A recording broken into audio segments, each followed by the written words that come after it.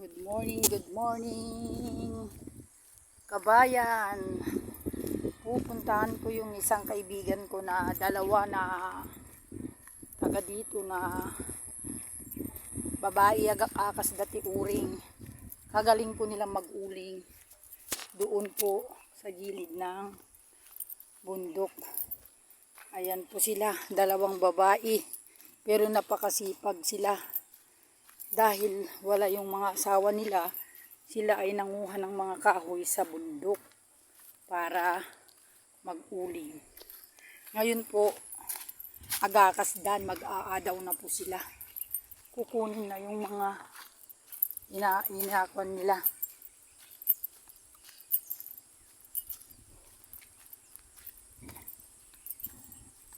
Ayun na po sila. Nakakas yan.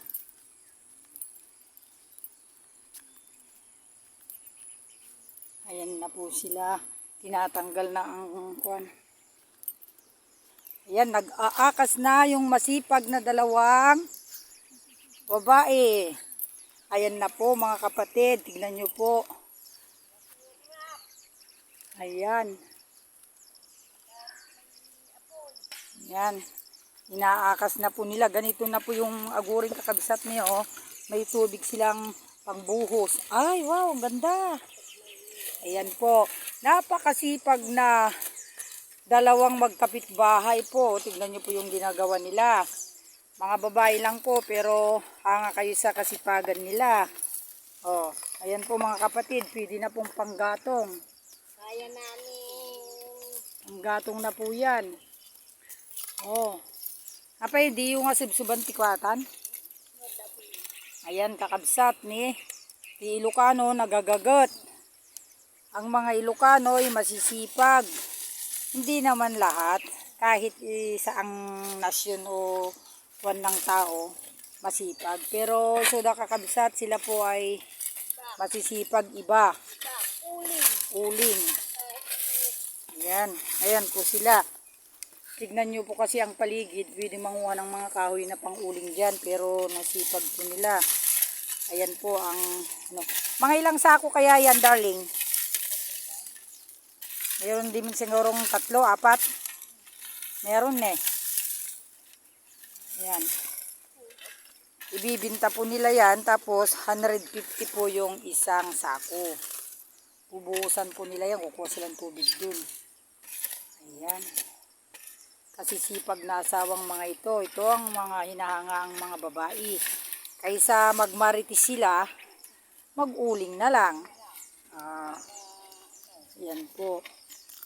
Manguha na lang sila ng yan, nagtatrabaho po sila. Kita nyo po.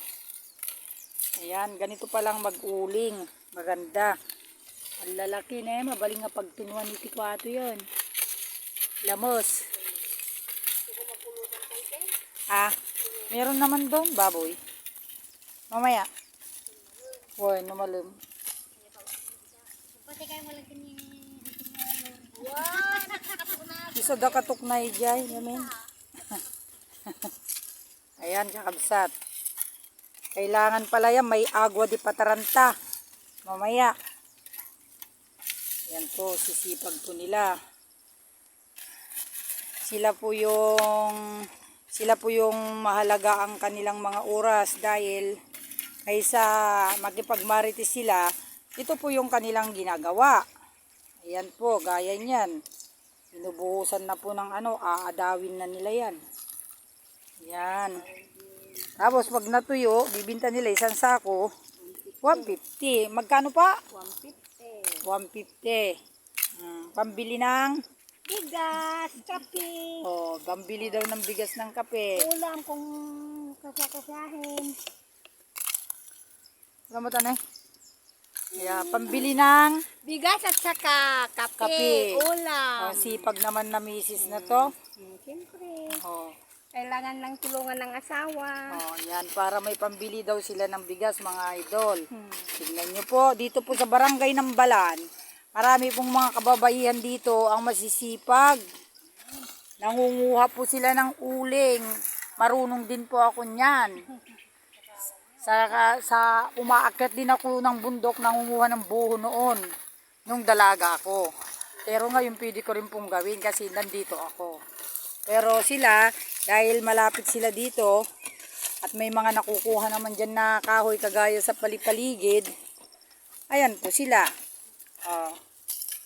Ito ang masipag na mga nanay. Pira na po yung ganito mga idol na magkikita mo na magsisipag sila. Oh. May tubig pa sila. Merinda na lang ang kulang. Ayan, mamaya. Kaya magbigay ni Kapit